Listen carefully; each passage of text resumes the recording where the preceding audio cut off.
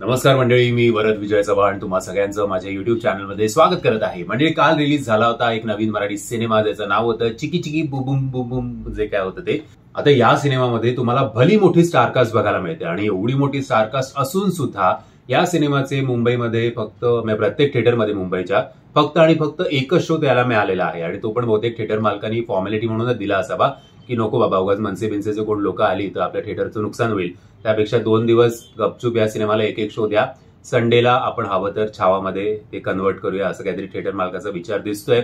कारण असं काही फार बुकिंग या सिनेमाला झालेलं नाहीये. ही दुर्दैवाची गोष्ट, एवढे सगळे स्टार्स असून सुद्धा.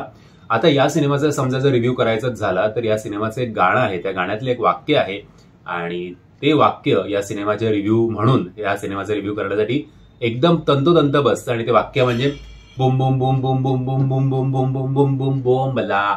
जर तुम्ही हा सिनेमा बघायला गेलात तर बोंबलूनच बाहेर येणार आहात असं एकंदरीत आपण म्हणू शकतो. म्हणजे आय थिंक कुठलं ते सतीश शाह यांचा तो जाने भी दो यारो, आय थिंक त्या सिनेमाचं नाव होतं. तेव्हापासूनचं एक कॉन्सेप्ट जो आहे तो अजूनही आपण चालवायला प्रेक्षकांच्या माथी मारायला बघतोय. आणि फक्त इकडे हे की 5 लोकांचं रियुनियन आणि मग ते एका बंगल्यात जातात आणि मग त्या बंगल्यात त्यांच्यावर काय काय घडतं याच्यावर आधारित ही संपूर्ण कथा आहे. सो मजा तर नाही आली बुवा सिनेमा बघायला. फर्स्ट हाफ तर असं वाटत होतं हास्यजत्राचाच कुठला तरी नवीन हंगाम मी बघतोय की काय. म्हणजे जर तुम्ही आत्ताच्या काळात 2025ला जेव्हा बाकीची इंडस्ट्री काय करते आणि आपण अजूनच त्या कॉमेडीच्या ह्याच्यातच अडकलोय तर मग आता काय बोलणार. मग प्रत्येक कॉमेडी सिनेमा काय बनवी किंवा झपाटलेला होऊ शकत नाही. सो आणि आत्ता लोक मग असंच प्रिफर करतात की मग 200-300 रुपये घालून हेच परत मला हास्यजत्रा जर बघायची असेल तर मी OTTवर येण्याची वाट बघतो आणि त्यात लोकांचं पण काही चुकत नाही. मग उगाच ते लोकांच्या नावावर जे हल्ली आपण बघतो की मराठी प्रेक्षकांनी पाठ फिरवली आहे, पण तुम्ही चांगलं प्रॉडक्ट तरी द्या ना, मग मराठी प्रेक्षक करेल तुमच्यावर प्रेम. सो असो, स्टोरीबद्दल असं काही फार सांगण्यासारखं नाहीये.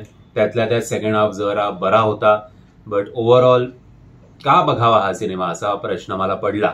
तो डिसअपॉइंटिंग आहे यार. मतलब अख्खे तुम्हाला तेच चेहरे त्यात स्किट करतायत असंच दिसतं.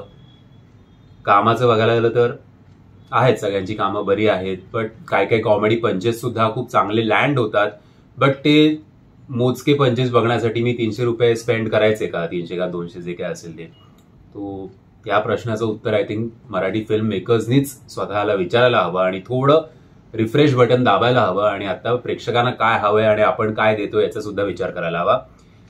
काय फार सांगण्यासारखं नाहीच आहे. म्युझिक ओके आहे, BGM सुद्धा ओके आहे आणि या सिनेमाचं तसं काही फ्युचर सुद्धा दिसत नाहीये बॉक्स ऑफिसवर. तरी कदाचित OTTवर हा सिनेमा जास्त लोक एन्जॉय करतील.